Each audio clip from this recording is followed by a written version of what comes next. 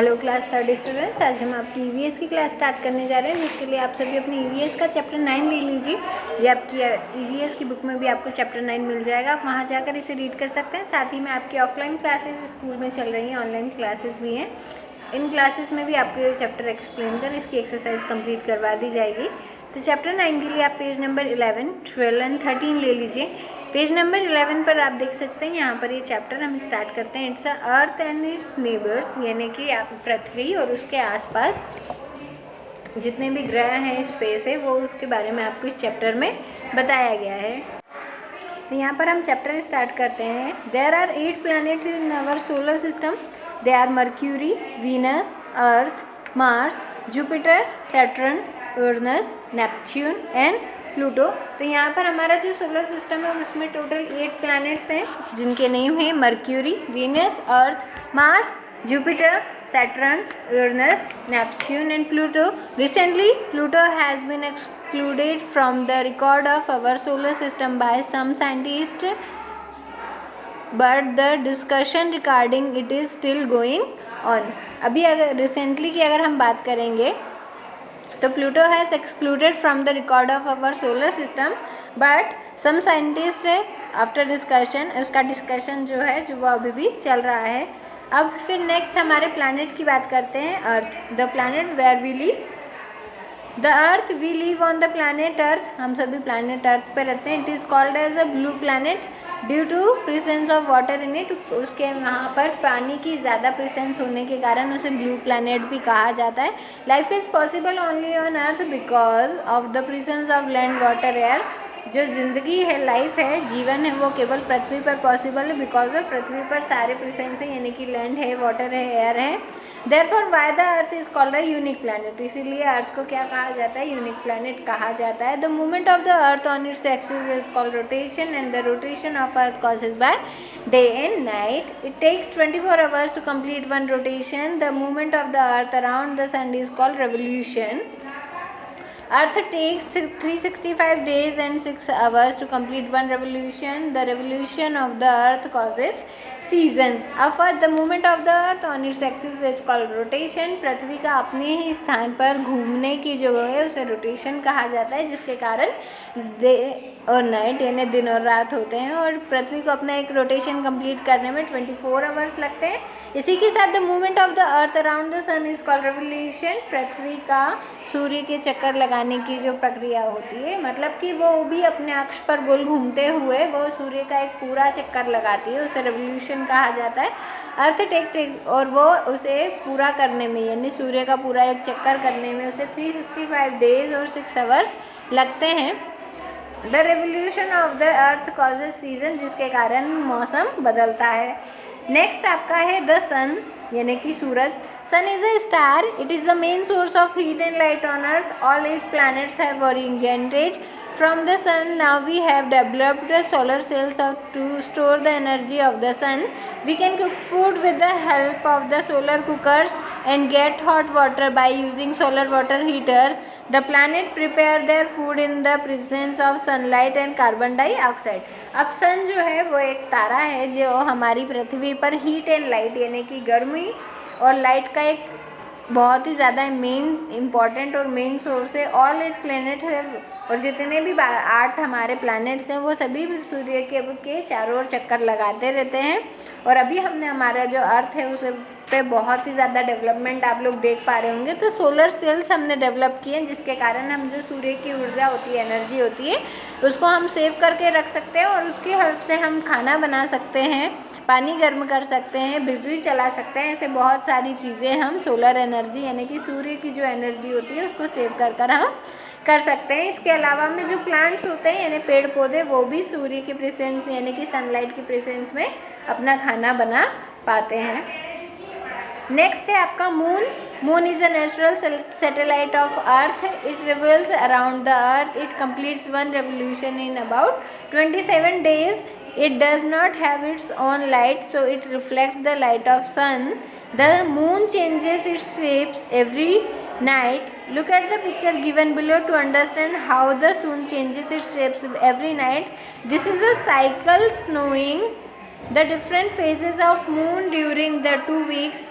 when the moon is between the earth and the sun, we do not see the moon at all. The is called the new moon, और हिंदी में उसे कहते हैं अमावस्या. After 2-3 days we see a small part of a moon, the called crescent moon. Within 2 weeks we see the full moon, जिसको हम हिंदी में कहते हैं पूर्णिमा.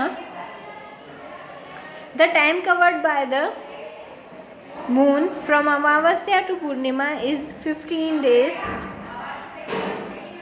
तो यहाँ पर आपका ये जो मून है उस ग्रह के बारे में आपको यहाँ पर बताया गया. Moon is a natural satellite of earth. It revolves around the earth. वो पृथ्वी के चक्कर लगाता है. It completes 1 revolution in about 27 days, जिसको उसे 1 रेवोल्यूशन कंप्लीट करने में 27 डेज का टाइम लगता है. It does not have its own light. उसकी अपनी खुद की कोई लाइट नहीं है. So it reflects the light of sun. वो सन की जो लाइट होती है उसका रिफ्लेक्शन से हमें उसमें लाइट दिखाई देती है. और आपने देखा होगा कि एवरी नाइट यानी कि हर रात को मून जो होता है उसका शेप चेंज होता है. आपको यहाँ पर ये जो पिक्चर दिखाई दे रही होगी इसके थ्रू आप देख सकते हैं कि आपका मून चेंज होता रहता है. This is a cycle showing the different phases of moon during the 2 weeks. और ये हमें 2 वीक्स के अंदर देखने के लिए मिलता है. When the moon is in between the earth and the sun, जब मून अर्थ और सन के बिटवीन में होता है, बीच में होता है, we do not see the moon at all. This is called new moon, जिसको अमावस्या भी कहते हैं. जब पृथ्वी और सूर्य के बीच में मून होता है तो वो हमें दिखाई देने के लिए नहीं मिलता है, जिसको कहते हैं अमावस्या. आफ्टर 2-3 डेज यानी 2-3 दिन बाद आपको थोड़ा थोड़ा मून का कुछ हिस्सा दिखने लगता है, जिसे क्रिसेंट मून कहा जाता है. Within 2 weeks we see the full moon. और 2 हफ्तों में हमें पूरा मून देखने के लिए मिल जाता है, जिस दिन को पूर्णिमा कहा जाता है. The time covered by the पूर्ण moon are Amavasya to Purnima in 15 days. और जो मून का ये शेप चेंजिंग का टाइम होता है वो अमावस्या से पूर्णिमा होता है, जो 15 डेज में कंप्लीट हो जाता है. नेक्स्ट है आपके stars. There are million of stars in the sky scattered all over. आपने देखा होगा मिलियन ऑफ स्टार्स पूरे आसमान में चारों तरफ फैले हुए होते हैं. They twinkle at night. वो रात को चमकते हैं. They look small in size because they are very far from us. वो हमें दिखने में बहुत ही छोटे साइज़ के दिखाई देते हैं क्योंकि वो हमसे बहुत ही ज़्यादा दूर होते हैं. The size of stars various. Have you ever notice a bright star which is fixed and points towards the north direction in the sky. This star is called the pole star, जिसको हिंदी में हम ध्रुव तारा कहते हैं. आपने कभी notice किया होगा the size of stars various.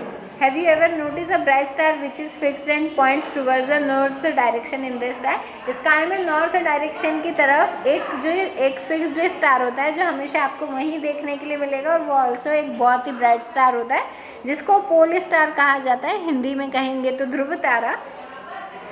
Study of heavenly bodies is called astronomy. और यहाँ पर हेवनली बॉडीज़ की जो पढ़ाई की जाती है उसको एस्ट्रोनॉमी कहा जाता है. नेक्स्ट पेज पर आप देख सकते हैं, यहाँ पर पेज नंबर 12 पर आपको इस चैप्टर के क्वेश्चन आंसर्स दिए हुए हैं, जिसका फर्स्ट क्वेश्चन आपको यहाँ पर दिया हुआ है. Right the name of 8 planets. यानी कि आपको अपने 8 प्लैनेट जो आपको चैप्टर में बताए गए हैं उनके नेम राइट करने हैं. तो यहाँ पर आपको आंसर में हमने आंसर रीराइट किया हुआ दिया हुआ है, जिसको आपको यहाँ पर स्पेस दिया हुआ है, इसमें रीराइट कर कंप्लीट करना है. तो write the names of 8 planets. तो हमारे 8 प्लैनेट्स हैं Mercury, Venus, Earth, Mars, Jupiter, Saturn, Uranus and Neptune. Second आपका क्वेश्चन है why is our earth called a blue planet. यानी कि हमारी पृथ्वी को ब्लू प्लैनेट क्यों कहा जाता है. Due to presence of a water on earth it's called blue planet. पृथ्वी पर पानी के प्रेजेंस होने के कारण यानी कि पानी की उपस्थिति होने के कारण उसे ब्लू प्लैनेट कहा जाता है. Third why is our earth called a unique planet. यानी यूनिक प्लैनेट, हमारे अर्थ को यूनिक प्लैनेट क्यों कहा जाता है. तो earth is called a unique planet because life is possible only on earth. क्योंकि कि जो जीवन है वो केवल हमारी पृथ्वी पर ही पॉसिबल है, इसलिए हम पृथ्वी को यूनिक प्लैनेट कहा जाता है. व्हाट इज़ द, आपको यहाँ पर जितने भी क्वेश्चन आंसर उसमें कंप्लीट करवा रही हूँ, आपको यहाँ पर उन्हें रीराइट करते हुए अपनी ऑल्सो कॉपी में भी रीराइट कर लर्न करना है, ताकि एग्जाम्स में आपको कोई प्रॉब्लम ना हो सके. नेक्स्ट आपका क्वेश्चन नंबर 4 है what is the main source of heat and light on the अर्थ, यानी कि पृथ्वी पर हीट और लाइट का मेन सोर्स कौन सा है? तो यहाँ पर आपका करेक्ट आंसर है sun is the main source of heat and light on the earth. तो आपको व्हाट की जगह ओनली सन राइट कर कर इसे कंप्लीट करना है। फोर्थ है आपका what do you mean by new moon? आप न्यू मून से क्या समझते हैं? तो the moon is in between the earth and the sun, we do not see the moon at all, this is called new moon. जब moon जो होता है, चांद जो होता है, is in between the earth and sun, वो पृथ्वी और सूर्य के बीच में होता है, तो वो हमें दिखाई नहीं देता है, जिसे न्यू मून कहा जाता है। नेक्स्ट है आपका question number 5, what do you mean by full moon? आप फुल मून से क्या समझते हैं? When the moon is fully visible to us it is called full moon. जब हमें पूरा चांद आसमान में दिखाई देता है तो उसे फुल मून कहा जाता है। आपको ये सभी आंसर्स को यहाँ पर रिराइट कर कर कंप्लीट करना है। नेक्स्ट आपका 6 नंबर का क्वेश्चन दिया हुआ है, what is the other name for the pole star? यानी कि पोल स्टार के लिए कोई दूसरा नाम क्या है? तो the other name of pole star is ध्रुव तारा। आपको यहाँ पर ये सारे आंसर्स राइट करने हैं और लर्न भी करने हैं, ताकि हाफ ईयरली के एग्जाम्स में जब ये क्वेश्चन आंसर्स आपको आते हैं तो आपको कोई प्रॉब्लम ना हो। नेक्स्ट है question number 7, what is astronomy? Astronomy किसे कहा जाता है? तो study of heavenly bodies is called astronomy. Heavenly bodies की पढ़ाई करने को एस्ट्रोनॉमी कहा जाता है। यहाँ पर इस पेज नंबर 12 पर आपके सारे 7 क्वेश्चन आंसर्स कंप्लीट होते हैं, जिन्हें आपको रीराइट कर कर लर्न करना है। नेक्स्ट पेज नंबर 13 पर हम आ जाते हैं। इसमें आप ऊपर की तरफ देख पा रहे होंगे, आपको इस चैप्टर की नेक्स्ट एक्सरसाइज का नेक्स्ट क्वेश्चन दिया हुआ है, फिल इन द ब्लैंक्स। यहाँ पर आपको अंडरलाइंड और बोल्ड लेटर्स में जो आंसर्स दिए हुए हैं वो इस आंसर्स दिए हुए हैं। तो फर्स्ट है sun is a dash and it has dash planets around it. तो सन क्या है? तो सन इज अ स्टार। तो करेक्ट आंसर आपको यहाँ पर स्टार राइट कर कर कंप्लीट करना है।